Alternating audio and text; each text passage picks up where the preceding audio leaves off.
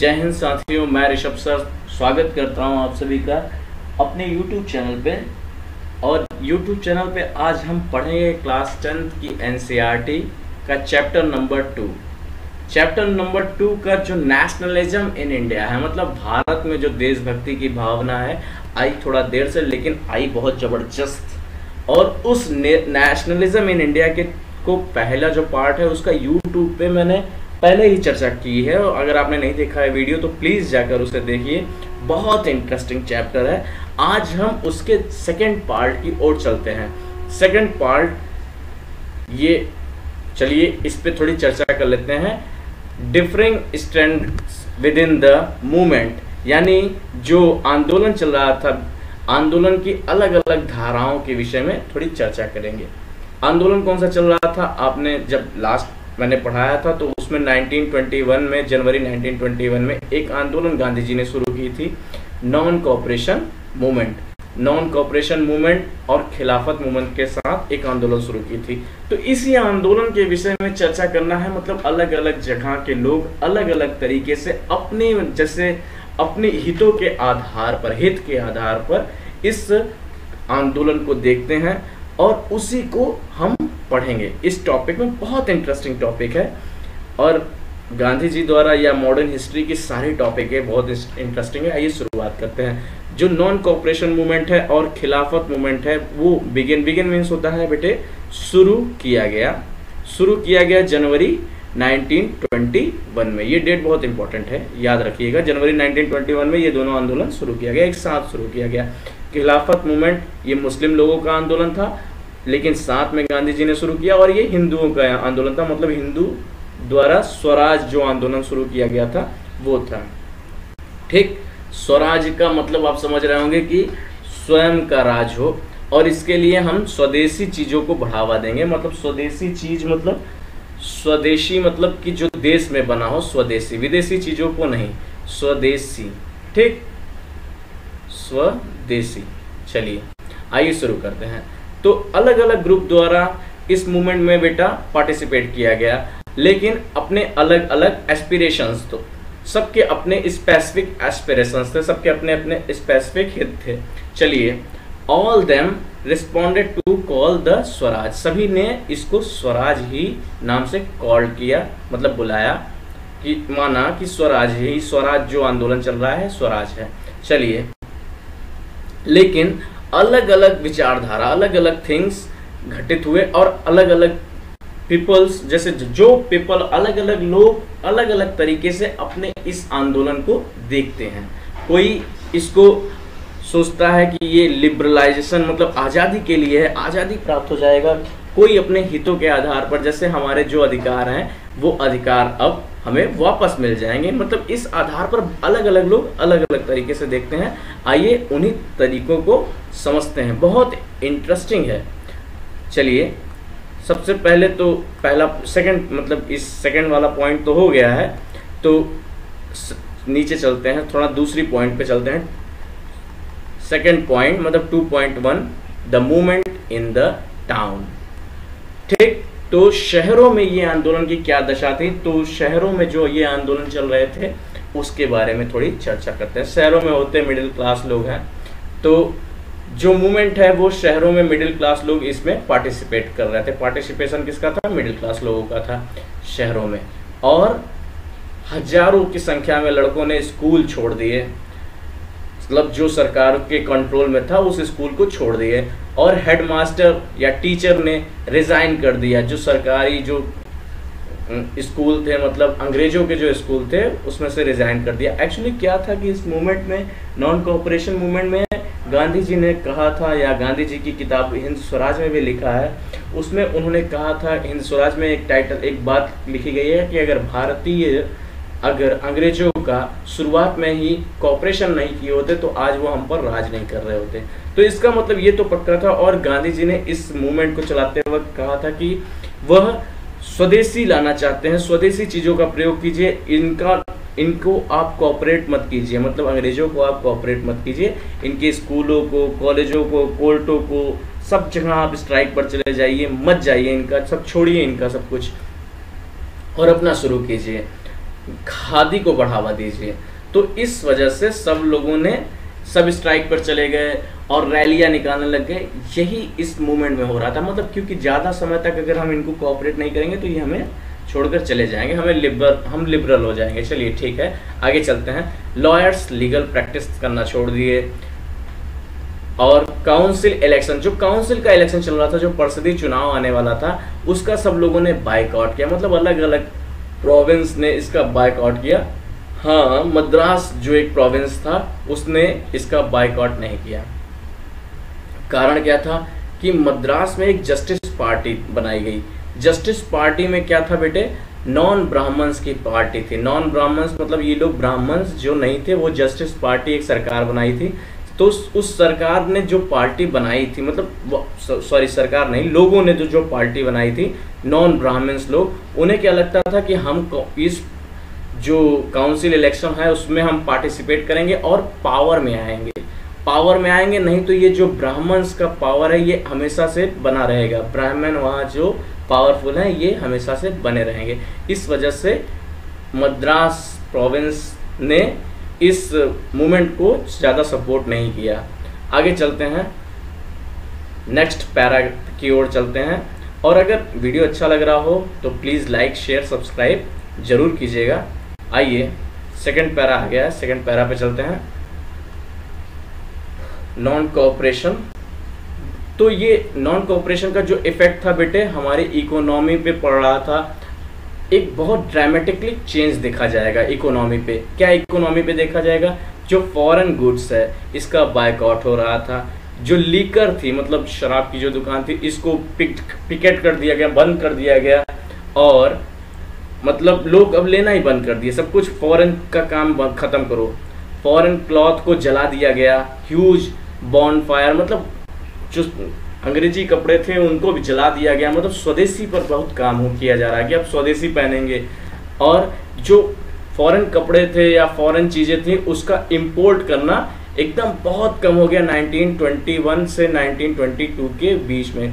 तो इस वजह से उसकी वैल्यू बहुत ड्रॉपिंग हुई। मतलब उनको जो प्रॉफिट होता, जो भारत में जो मुनाफा होता था या ये सब में उनको बहुत घाटा हुआ। जो कि समझो कि 102 करोड़ रुपए का जो फायदा पहले होता था अब वो 57 करोड़ रुपए हो गया। मतलब बहुत आधा घाटे में चले गए।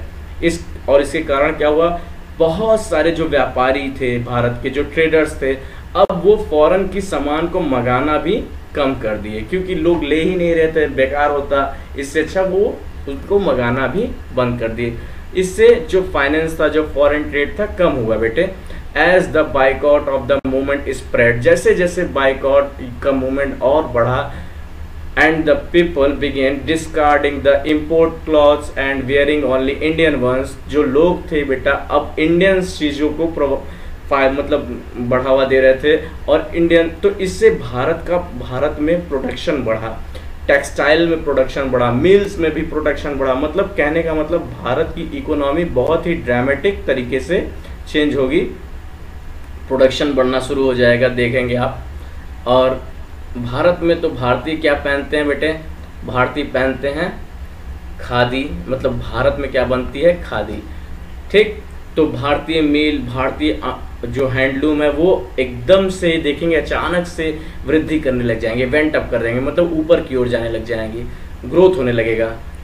तो ये सब होना भी बहुत ज़रूरी है। मार्केट खुलेगा, मार्केट में जो हमारे लोग आएंगे, व्यापार करना शुरू करेंगे, ये भी तो चीज़ ज़रूरी है। चलिए, मूवमेंट ज़्यादा तेज कर रहा है, चलिए आइए शुरू करते हैं टॉपिक। यहाँ से सेकेंड टॉपिक का मतलब सेकेंड पैराग्राफ है। But this movement is in the city gradually slow. मतलब ये जो मूवमेंट था बेटा शहरों में ये धीरे धीरे स्लो पड़ता चला गया, स्लो हुआ, स्लो डाउन क्यों हुआ, कारण क्या था कि बहुत सारे रीजन हैं। जैसे खादी जो क्लॉथ था बेटे, खादी थोड़ा महंगा था क्योंकि ये हाथ से बनता था, ये मोर एक्सपेंसिव था। और ये मास प्रोडक्शन, ये जो मिल उल होता है जहाँ एक साथ ढेर सारे क्लॉथ प्रोडक्शन किए जाते हैं, ऐसा नहीं किया जा सकता था। मिल में जो कपड़े बनकर आते थे वो ढेर सारे एक साथ में बनते थे, तो वहाँ पर कॉस्ट बहुत कम था। और ये जो गरीब पीपुल लोग थे, गरीब पीपुल ये अफोर्ड नहीं कर पा रहे थे। अब जो महंगी चीज़ें को कैसे खरीद पाए, ये मतलब खरीदना चाहते हैं, वो चाहते हैं कि स्वदेशी को बढ़ावा मिले, लेकिन अब जब पैसा कम रहता है तो आदमी क्या करता है, बचत करता है, सस्ती चीज़ें ही खरीदता है, कारण ये है।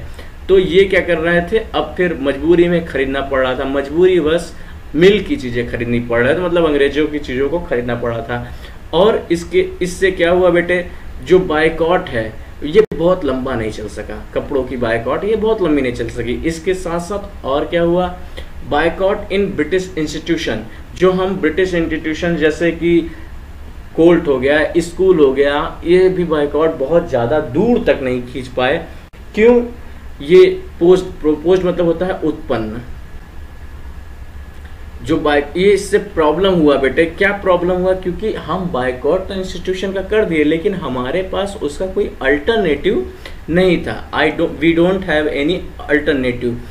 तो अल्टरनेटिव होना बहुत ज़रूरी था। अल्टरनेटिव मतलब कि हम इंडियंस स्कूल ढेर सारे हो, या इंडियंस के अपने लीगल प्रैक्टिस करने के लिए स्थान हो, या स्कूल हो, हर संस्था हो जहाँ पर हमारे लोगों को नौकरी मिले, क्योंकि नौकरी नहीं करेंगे तो फिर पैसा नहीं कमा पाएंगे, खाएंगे क्या। तो इस वजह से ये बायकॉट में शहरों की क्षेत्रों में बहुत दिन तक नहीं किया जा सका। और धीरे धीरे क्या हुआ बेटे, ये सब जो है अब उसी जगह अपने मतलब जो ब्रिटिश वंश है वहाँ पर जाकर फिर से कार्य करने लग जाते हैं। There were be slow to come up, so student and the teacher began tickling. Tickling मतलब होता है मिलने वाले, एक सेकेंड इसको सफाई कर देते हैं थोड़ा बहुत, मिलने वाले, ठीक। आगे चलते हैं, नीचे की ओर थोड़ा चलते हैं और देखिए पैरा यहाँ तक है। तो बच्चे क्या हुआ बेटे, या बच्चे फिर से जो सरकारें हैं वापस चली, मतलब बच्चे खुद फिर से गवर्नमेंट स्कूल में जाने लग गए, लॉयर्स फिर से ज्वाइन कर लिए अपने कार्य को, और गवर्नमेंट कोर्ट्स को क्या करें, मतलब जाना तो था ही, मतलब एक अल्टरनेटिव होना चाहिए। अल्टरनेटिव होता तो सब वहाँ पर जाकर विद्यार्थी अपना नाम लिखवा लेते, पढ़ते, ऐसा करते, लेकिन नहीं होने के कारण क्या हुआ कि उन्हें फिर से वहाँ पर जाना पड़ा। इससे जो आंदोलन है धीरे धीरे स्लो पड़ता गया। ये सब चीज़ें गांधी जी भी नोटिस कर रहे थे। अब क्या होता है कि जब कमियां आती हैं, कोई भी चीज़ शुरू करो और रिव्यू होता है, रिव्यू लोग देते हैं कि देखिए फला चीज़ में ये रिव्यू, ये चीज़ की कमी थी तो ये हमारा फेल हो गया, या जो भी मैटर है, इससे गांधी जी सीखेंगे, और जो चीज़ सीखेंगे तो फिर वो अपने नेक्स्ट आंदोलन में उसको जोड़ेंगे। वो समझेंगे कि ये कमी आ गई थी, ये दोबारा से ये कमी ना आए, ये चीज़ देखा जाए। तो आइए पढ़ते हैं कुछ 2.2 यानी कंट्री साइड के जो रिबेलियन थे इनके बारे में थोड़ा पढ़ते हैं। कंट्री साइड के रिबेलियन से मतलब है, रिबेलियन मतलब होता है विद्रोह। जो कंट्री साइड मतलब विलेज, कंट्री के साइड में क्या होता है, विलेज। जो विलेजों में विद्रोह हुआ, थोड़ा उसके बारे में चर्चा करते हैं। तो फ्रॉम द सिटी, अब सिटी छोड़ दीजिए, अब गांव में चलते हैं। Non cooperation movement spread to the country side.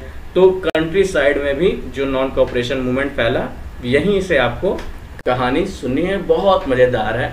It draw का सेकेंड फॉर्म है। ड्रॉ मतलब खींचा गया, मतलब एक कलरिंग करना या खींचा गया, या drew into its fold the struggle peasants and tribe. तो जो कंट्री साइड जो बेटा स्ट्रगल शुरू किया गया, ये दोनों द्वारा शुरू किया गया। एक तो हमें प्लीजेंट का स्ट्रगल पढ़ना है, दूसरा हमें प्लीजेंट, और दूसरा हमें ट्राइब्स का पढ़ना है, जो ट्राइबल्स द्वारा किया गया और जो प्लीजेंट द्वारा किया गया। तो प्लीजेंट तो समझ में आ ही रहा होगा, प्लीजेंट मतलब किसान होता है, ट्राइबल्स मतलब जनजाति क्षेत्र हैं। चलिए आइए नीचे की ओर चलते हैं। इसमें आपको जो समझ में आ रहा है अच्छी बात है, नहीं समझ में आ रहा तो आप उसको कमेंट सेक्शन में जाकर मुझसे दोबारा से ये चीज़ पूछ सकते हैं। चलिए आइए शुरू करते हैं। Which were developed in the different part of the India in the year of after the war। तो जो वॉर चल रहा था, वर्ल्ड वॉर, उसके बाद शुरू किया गया, ठीक। तो भारत के कई क्षेत्रों में क्या था कि वो बहुत अंग्रेजों द्वारा ऐसी स्थिति ला दी गई थी कि लोग बहुत परेशान थे।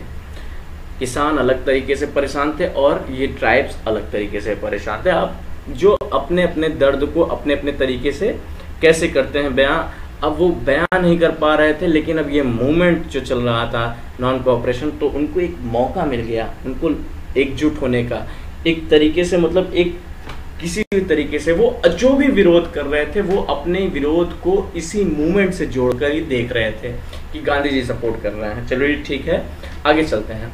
अवध क्षेत्र में, एक अवध क्षेत्र से हम लेते हैं। अवध क्षेत्र उत्तर प्रदेश, मतलब आधुनिक, आज तो उत्तर प्रदेश है, इस क्षेत्र मतलब यूनाइटेड प्रोविंस के क्षेत्र में या उत्तर प्रदेश के क्षेत्र में अवध क्षेत्र, अब ये लिया भले अवध क्षेत्र जा रहा है, लेकिन ये किसानों की स्थिति हर जगह वैसे ही थी, तो यहाँ के किसानों के विषय में चर्चा होगी।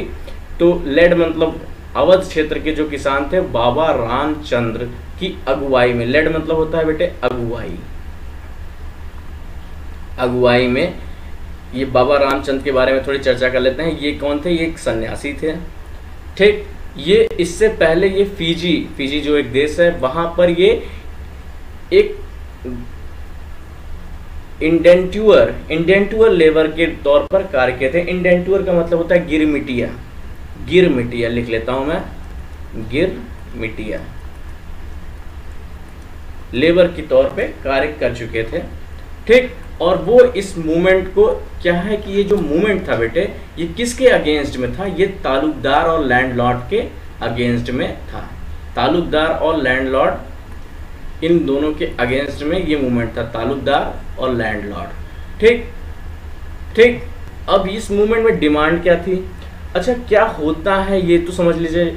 जैसे क्या होता है कि ये सब जो थे ये प्लीजेंट का एक्सप्लॉयटेशन करते थे, बहुत हाई रेंट लेते थे, और इसके अलावा उपहार भी लेते थे, और इसके अलावा प्लीजेंट से ये क्या कराते थे?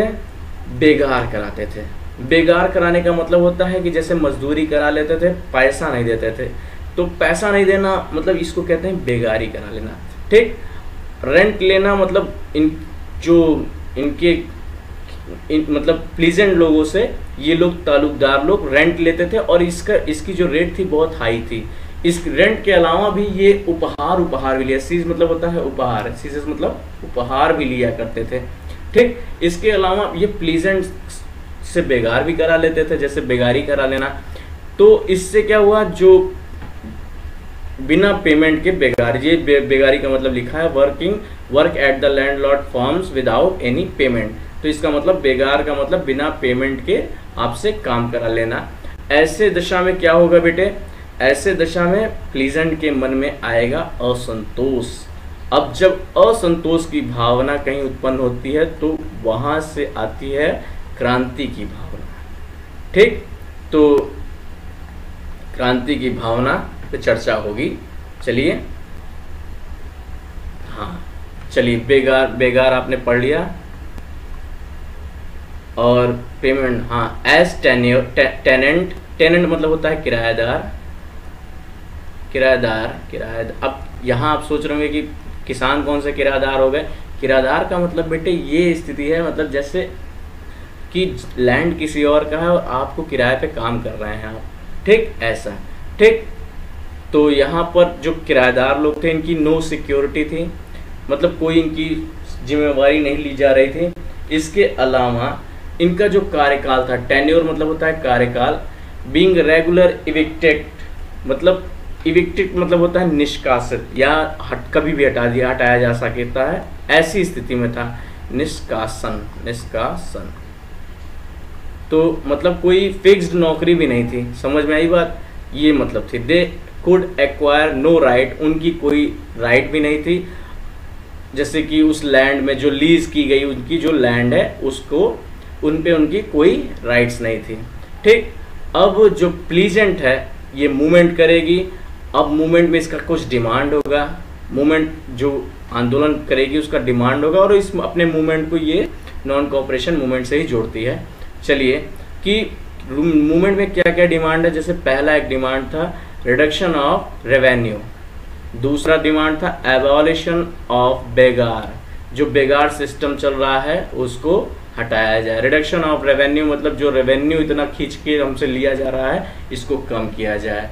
तीसरी चीज सोशल रूप से बाइकआउट किया जाए ये ऑपरेसिव लैंडलॉर्ड को। ऑपरेसिव मतलब जो उत्पीड़ित या जालिम, जालिम लिख लीजिएगा, जालिम लैंडलॉर्ड हैं, इनको सोशल रूप से जालिम लैंडलॉर्ड को हटाया जाए, इनका बाइकआउट किया जाए, ऐसे साफ साफ लिख लीजिए जालिम। नोट्स बहुत अच्छी बनाइए बुक से ही। अब जो चीज़ आपको नहीं समझ में आ रही है उसको पूछ लीजिएगा कमेंट सेक्शन में। और बहुत से प्लेसेस में बेटा कैसे आंदोलन शुरू किया इन्होंने, एक आंदोलन का जैसे नाम देखिए, नाई धोबी बांस।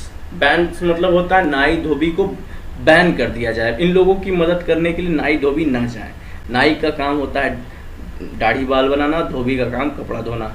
तो जो आंदोलन शुरू किया गया उस आंदोलन में पहला तो एक आंदोलन ये शुरू किया गया, इसके माध्यम से उनको जो लैंडलॉर्ड हैं, जो ताल्लुकदार हैं, उनको उनका नाई धोबी जो जा रहा है पहले तो उसको बंद की, बैन कर दे, वो बैन कर दे, इन लोगों के पास जाए ही ना, इन लोग की कुछ कोई भी काम करवे नहीं करे इन लोगों के लिए, ठीक।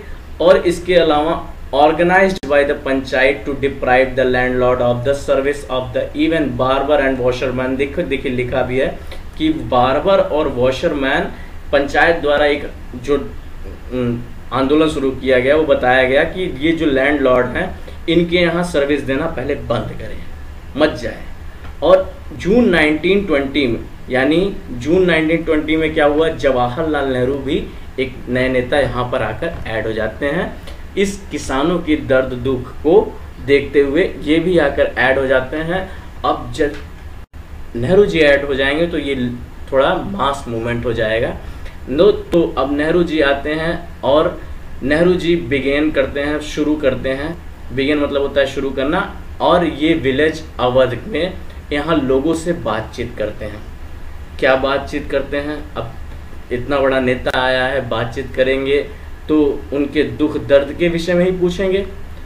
अब दुख दर्द के विषय में वो बताएंगे अपने क्या क्या उनको समस्या है, किनसे समस्या है, थोड़ी इसकी चर्चा करते हैं, विस्तार पूर्वक चर्चा करते हैं। आइए, जवाहरलाल नेहरू की एंट्री हो गई है अब अवध क्षेत्र में। अब ये उन विलेजर्स से क्या करेंगे, कोशिश करेंगे जानने के बारे में उनके जो शिकायतें हैं। गिवरेंस मतलब होती है बेटा शिकायत, शिकायत, ठीक। अब जब शिकायत जान ली है उन्होंने तो अब क्या करेंगे, 22 अक्टूबर मतलब अक्टूबर में एक वो अवध किसान सभा शुरू करते हैं। और इसमें बहुत सारे किसानों को जोड़ने का कार्य करते हैं कि बहुत सारे किसान यहाँ जुड़े। ये जो अवध किसान सभा है ये सेटअप किया गया जवाहरलाल नेहरू और बाबा रामचंद्र, अभी जिसकी ऊपर चर्चा हुई, जो फीजी में इंट्यूटेड लेबर थे और जो अब सन्यासी हैं, इन दोनों के माध्यम से ये अवध किसान सभा शुरू की गई। और भी बहुत लोग वहाँ पर मतलब उस सभा में थे, मतलब और वो भी उनके माध्यम से ये सभा शुरू की गई। और बस कुछ ही महीनों में, विद इन अ मंथ, मतलब एक कुछ ही महीनों में ये इसके कम से कम 300 ब्रांचेस खोले गए। मतलब ये जो आंदोलन चलाया जा रहा था बहुत ही सही चलाया जा रहा था। तो इसी वजह से इसके इतने सारे ब्रांचेस खुले। लोगों का जो विरोध करने का तरीका था, अब कांग्रेस का विरोध करने का तरीका थोड़ा अहिंसक होता है। अहिंसक विरोध करना है क्योंकि गांधी जी हिंसा को एकदम से नहीं मानते। लेकिन अब किसान हिंसक हो जाते हैं धीरे धीरे। आगे पढ़ते हैं तभी समझ में आएगा आपको। चलिए, तो विलेज, बहुत सारे विलेजेस में और बहुत सारे रीजन में ये ब्रांचेस फैल जाते हैं।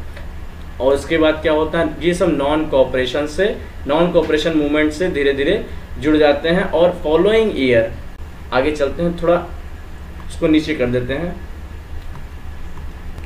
अच्छा लग रहा हो तो चैनल अच्छा लग रहा हो या वीडियो अच्छा लग रहा हो तो प्लीज़ लाइक शेयर सब्सक्राइब जरूर कीजिए, और जिससे मोटिवेशन मिले टीचर को भी। चलिए आगे बढ़ते हैं,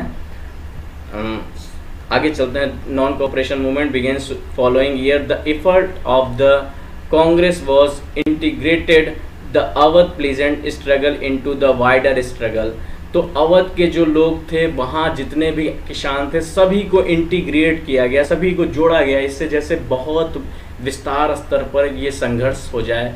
मतलब विस्तारित, वाइडर मतलब बहुत बड़े स्तर पर ये संघर्ष को शुरू किया जाए। स्ट्रगल मीन्स होता है संघर्ष। The pleasant movement however developed in the form that the Congress leadership was unhappy। जैसे जैसे अच्छा ये प्लीजेंट का जो ये मूवमेंट था बेटे, ये जिस हिसाब से डेवलप्ड होने लगा, मतलब अभी आगे उस डेवलपमेंट की चर्चा की जाएगी, मतलब ऐसा डेवलप्ड हुआ, मतलब ये धीरे धीरे अहिंसा से हिंसा की ओर बढ़ने लग गया, जिस कारण से जो कांग्रेस के लीडरशिप थी वो अनहैप्पी हो गई, दुखी हो गई।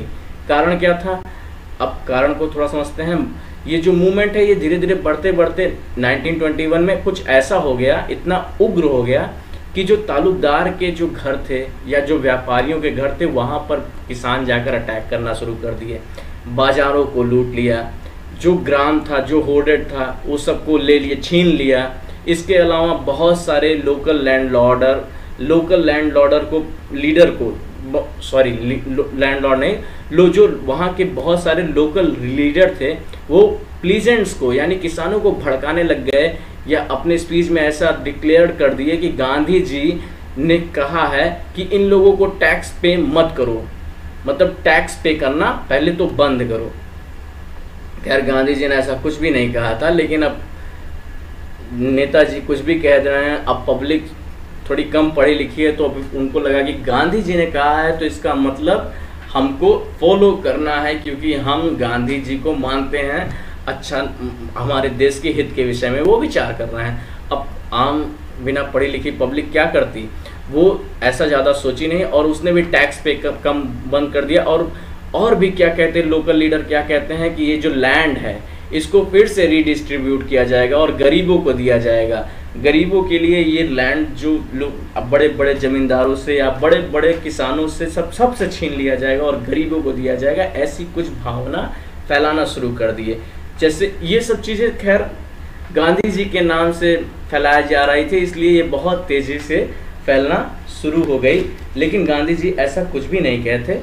इनोवेट मतलब होता है लागू किया जाएगा, मतलब लागू क्या किया जाएगा, वही रीडिस्ट्रीब्यूशन किया जाएगा लैंड का, ठीक। ऑल एक्शन एंड एस्पिरेशंस, मतलब ये सब सारी चीज़ों को लागू किया जाएगा। लेकिन खैर कहने का मतलब ये है, मोटा मोटा आप समझिए कि कहने का मतलब ये है कि अब ये यहाँ पर आंदोलन थोड़ा हिंसक हो गया। हिंसक हो जाना इस नॉन कोऑपरेशन में गांधी जी जैसे महान व्यक्तित्व की ये विचारधारा बिल्कुल भी नहीं थी। तो चलिए, ये तो यहाँ मतलब एक तो प्लीजेंट का हमने पढ़ लिया। अब सेकंड हमारा रिबल्स था, मतलब जो विद्रोह हुआ था, वो हम पढ़ेंगे बेटे ट्राइब्स के बारे में। चलिए थोड़ा उनके बारे में भी चर्चा कर लेते हैं। ट्राइब्स का प्लीजेंट क्या था, थोड़ा ट्राइब्स के बारे में समझ लेते हैं। एक्चुअली क्या था कि जो अंग्रेज सरकार थी वो पढ़ते पढ़ते समझते हैं, अंग्रेज सरकार द्वारा जो ये ट्राइब्स का जो ट्राइब्स और pleasant interpreted the message of Mahatma Gandhi and the idea of Swaraj in yet another way. जो ट्राइब्स थे और जो प्लीजेंट थे, इन्होंने अपने अपने हिसाब से जो स्वराज का मैसेज था अपने अपने हिसाब से इंटरप्रिटेट कर लिए, मतलब अपने अपने हिसाब से इसका मतलब निकाल लिए। इसका ये मतलब था। चलिए आगे चलते हैं। आंध्र प्रदेश में एक क्षेत्र था गुडेम हिल। गुडेम हिल में क्या स्थिति थी कि अंग्रेजों द्वारा वहाँ के किसान जो ट्राइब्स थे उनको जंगलों से बाहर निकाल दिया गया और एक जंगल का एक कानून बनाया गया। जंगल को बंद, वहाँ पर ये ट्राइब्स को जाने एंट्री इनकी बंद कर दी। अब आपको पता है ट्राइब्स पूरी तरह से जंगलों पर ही निर्भर होते हैं, उनको लगता है ये उनका घर है, जंगलों से उन्हें भगा दिया गया। और ऐसा ये नहीं हो रहा था कि ये सब चीज़ गुडेम हिल में ही हो रहा था, जहाँ जहाँ भी जंगल थे वहाँ ये सब हो रहा था।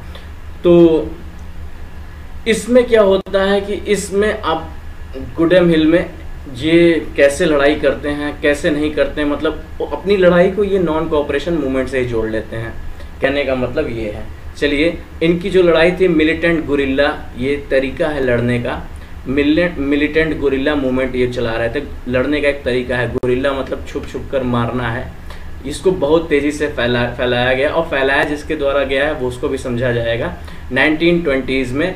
और not a form of struggle that the Congress could be approved. इसको कांग्रेस अप्रूव नहीं करती है, मतलब जिस तरीके से ये मतलब स्ट्रगल किया गया क्योंकि कांग्रेस हिंसा के विषय में बात नहीं करती, अहिंसा की चर्चा करती। ये थोड़ा हिंसक आंदोलन है। अच्छा, ये जिसके द्वारा चलाया गया, जैसे चलाया गया, इसको तो आगे आप पढ़ेंगे, आगे इसको समझाते हैं, क्योंकि एडवांस बता देने से कहानी का मजा खत्म हो जाता है। क्या होगा कि अदर फॉरेस्ट रीजन, जैसे जो जितने भी फॉरेस्ट रीजन थे, जहाँ जैसे अंग्रेज वहाँ पर जैसे स्थिति क्रिएट किए थे, सबको बाहर निकाल देते थे, मतलब ट्राइब्स को, और जंगलों पर कब्जा करना शुरू कर दिए। तो वैसे ही जो कॉलोनियल गवर्नमेंट थी उसने क्या किया, इस लार्ज एरिया को भी बेटा ऐसे ही कैप्चर कर लिया। और प्रिटेंटिंग पीपल, प्रिटेंटिंग का मतलब होता है बेटे रोकथाम, मतलब ट्राइब्स का रोकथाम किया। रोकथाम मतलब यहाँ जा नहीं सकते थे, यहाँ पर भी ऐसा इन्होंने किया। For entering the forest to graze the cattle, graze मतलब जो कैटल को चराना है, या फिर उनको ट्राइब्स को जंगल से सारा ही काम है, मतलब वो अपने कैटल्स को यहाँ पर चराते थे। फ्यूल वुड मतलब जो लकड़ी था और फ्रूट था, ये सब चीज़ भी वो इस जंगल से ही पाते थे, क्योंकि सारी चीज़ों को लेने के लिए वो जंगल में ही रहते थे। और उनको यहाँ पर क्या किया गया, रोकथाम किया गया। जब उनकी रोकथाम की गई तो वो क्या थे, दिस इनरेज्ड मीन्स होता है बेटे खफा, तो वो क्या था बेटे, वो खफा हो गए। अच्छा, थोड़ा नीचे चलते हैं, यहाँ पर बार बार नीचे जाना पड़ता है। चलिए आगे, हाँ सही चल रहा है, चलिए। तो वो क्या हुआ बेटे, वो खफा हो गए। हिज पीपल, हिल पीपल, वो उन लोगों को हिल पीपल कहा जाता है, मतलब वो हिल में रहते थे, इसलिए हिल पीपल हमने लिख दिया है, इसमें एनसीईआरटी ने लिखा है, वैसे थे वो सब ट्राइब्स, ठीक। तो अब जो जंगल है वो उनका लिवलीहुड का बहुत साधन है। Not only were their livelihood affected, उनकी जो जीवन में जो कमाने, लिवलीहुड मतलब कमाना, तो वो जो जीविकोपार्जन करना, लिवलीहुड का मतलब होता है जीविकोपार्जन, जो तो उनका जीविकोपार्जन जो वो तो अफेक्ट हुआ है, but they felt there traditional rights were be denied, उनकी जो पारंपरिक राइट है, अधिकार है बेटा, उसको भी डिनाई किया जाता है, मतलब किया जा रहा है। When the government began the forcing them the contribute the begar for the ruling road building, जब सरकार मतलब अंग्रेजी सरकार ने उन्हें फोर्स किया बेटे कि अपना कंट्रीब्यूशन दें, मतलब उनसे सबसे बेगार कराने के लिए, बेगार मतलब अभी ऊपर चर्चा की गई विदाउट पेमेंट काम कराने के लिए क्या काम करना था, उनसे सबसे रोड और बिल्डिंग बनाना था। तब ऐसी दशा में क्या हुआ, वो रिवॉल्ट करना शुरू कर दिया, मतलब अब उन्होंने विद्रोह करना शुरू कर दिया कि यार एक तो हमारा जंगल छीन लिया, ऊपर से हमसे बेकार कराने के बारे में कह रहे हैं और बेकार कराना चाह रहे हैं। तो ऐसी दशा में क्या हुआ बेटे, रिवॉल्ट शुरू हो गया। अब रिवॉल्ट कैसे होता है इसको थोड़ा चर्चा करते हैं, आइए देखते हैं। तो एक पर्सन है बेटा जो बहुत ही, जो इन सबको लीड करेगा, उसकी बड़ी इंटरेस्टिंग उसकी फिगर है, मतलब उसके बारे में आप सुनेंगे तो बहुत मज़ेदार है, बहुत इंटरेस्टिंग है, ठीक, रहस्यमय है। इसका नाम है, जो ये व्यक्ति है बहुत फेमस आदमी है, अलूरी सीताराम राजू, अलूरी सीताराम राजू। इन्होंने क्लेम किया, मतलब इन्होंने एक घोषणा क्या की कि इनके पास वेराइटीज ऑफ स्पेशल पावर, बहुत सारी स्पेशल पावर है, स्पेशल मतलब बहुत सारी स्पेशल शक्ति भगवान ने इन्हें दी है। और ये क्या क्या स्पेशल पावर है बेटा, ये एस्ट्रोलॉजिकल प्रेडिक्शन कर सकते हैं, मतलब तारों सितारों के बारे में बहुत सही प्रेडिक्शन कर सकते हैं, और लोगों को सही कर सकते हैं, हीलिंग कर सकते हैं, हील मतलब लोगों को ठीक कर सकते हैं। इसके अलावा ये किसी भी, मतलब जब भी इनको अगर कोई गोली भी इनको चलाई जाए तो ये सरवाइव कर सकते हैं। अब ये सब चीज़ें जब होता है कि आदिवासियों में ये सब चीज़ें जानकार अगर किसी व्यक्ति के लिए कही जाए तो इसका मतलब ये चमत्कारी व्यक्ति है वो, मतलब आदिवासियों को लगता है कि वो अपना हीरो है, वो चमत्कारी व्यक्ति है, मतलब बहुत ही होता नहीं है कि मतलब एकदम जोश आ जाती है। अब ऐसा वो पिक्चर उसका बनाया ही गया है कि वो उसके पिक्चर में बेटा कैपिटिव मतलब होता है मोहित कर देने जैसी पिक्चर है, ठीक। अब मोहित कर देना, राजू कैपिटिव बाय राजू, जो राजू है मतलब जो जिनकी चर्चा हो रही है वो इस मतलब वो एक रिबल है, एक रिबल हैं, हीरो हैं, एक तो समझिए, विद्रोही नहीं कह सकते, हीरो हैं। तो उन्होंने क्या किया बेटे, एक प्रोक्लेम किया कि he was an incarnation of God. Incarnation मतलब होता है बेटे अवतार, मतलब भगवान के अवतार हैं, मतलब वो बदलाव ला देंगे अवतार। तो क्या हुआ, लोगों में बेटा एक अलग तरीके का जोश और जुनून आ गया। लेकिन बस उनके अंदर एक कुछ गांधी जी की बातों भी को वो बहुत मानते थे, लेकिन कुछ बातों को वो गांधी जी की सपोर्ट नहीं करते थे, लेकिन वो गांधी जी को मानते थे। दैट मीन्स वो ये जो आंदोलन है अपना पूरा गांधी जी के आधार पर चलाना, उनको लगता था कि वो गांधी जी के आधार पर चला रहे हैं। तो यहाँ से शुरू करते हैं, अपने आप को वो अवतार जैसे सिद्ध कर दिए हों, घोषणा कर दिए। और वो क्या मानते थे, वो सोचते थे कि वो गांधी जी की जो चर्चा होती है, वो गांधी जी महान आदमी हैं, गांधी जी को वो महान आदमी मानते थे। वो कहते भी थे और लोगों को इंस्पायर भी करते थे वो मैं इंस्पायर्ड हूँ नॉन कोऑपरेशन मूवमेंट से। गांधी जी की जो नॉन कोऑपरेशन मूवमेंट चल रही है उससे मैं इंस्पायर्ड हूँ और मैं भी वही मूवमेंट चला रहा हूँ, नॉन कोऑपरेशन मूवमेंट। और परस्यू करते थे, परस्यूट करना मतलब कि लोगों को राजी किया, लोगों को राजी किया कि खादी पहनो और शराब मत पियो, ठीक, शराब नहीं पीना है और खादी पहनिए।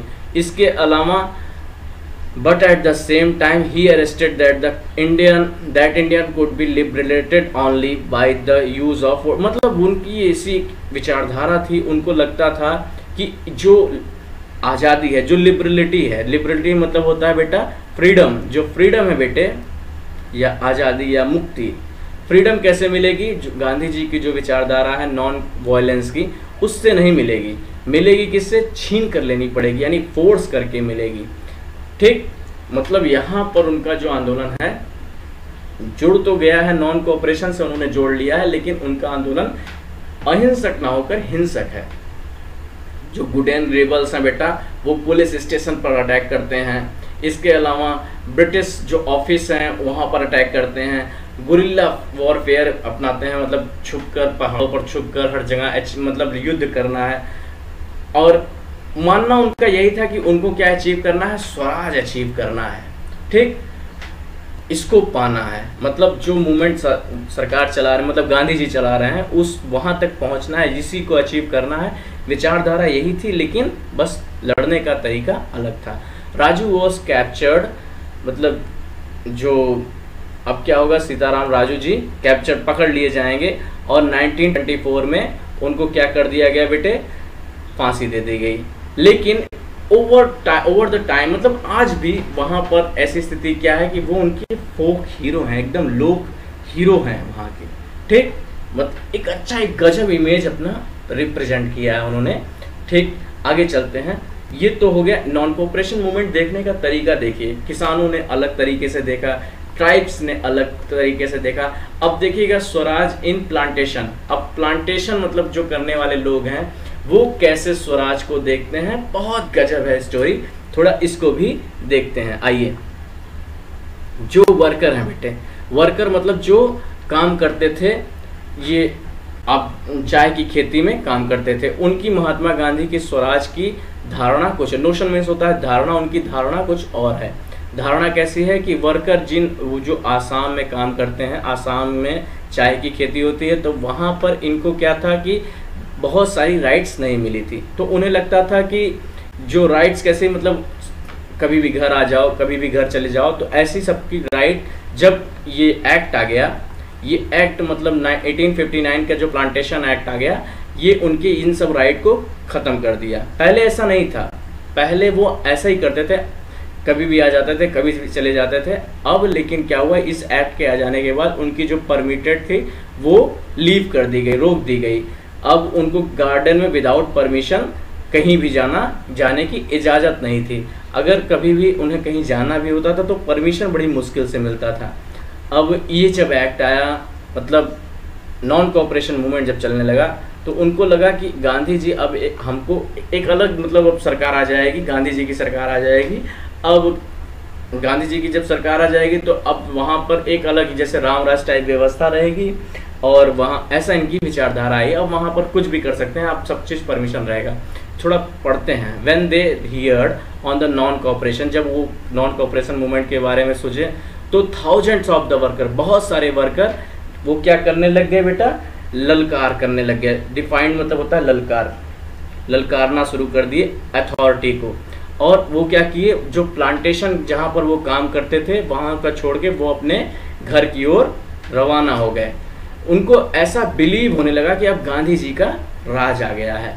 अब गांधी जी का जब राज आ गया है तो अब क्या होगा, सभी को अब ये अधिकार होगा। सबको क्या कहते हैं, अपने गांव में ही लैंड मिलेगा, सबको अपने गांव में लैंड मिलेगा। जाइए अपने गांव में अपने घर के पास खेती कीजिए, सुख भोगिए, सुख से रहिए, ऐसा उन्होंने सोचा। अब आगे होता क्या है, थोड़ा नीचे कर देते हैं तब आप देखिए पैरा में। चलिए आगे क्या होगा, चलिए वो लेकिन अपने घर अपनी डेस्टिनेशन में पहुंच नहीं पाते। कारण क्या था कि बेटे रेलवे, स्टीमर सबकी स्ट्राइक चल रही होती है और उनको पुलिस फिर पकड़ लेती है, रास्ते में ही जहां जाते जाते पकड़ लेती है और फिर उनको बहुत ब्रूटली तरीके से मारती है, मारकर वापस करा देती है। तो ये था उनका ये आंदोलन। अब आगे मतलब यहाँ तक तो पूरा आंदोलन था। अब थोड़ा आंदोलन के बारे में थोड़ी और चर्चा कर लेते हैं।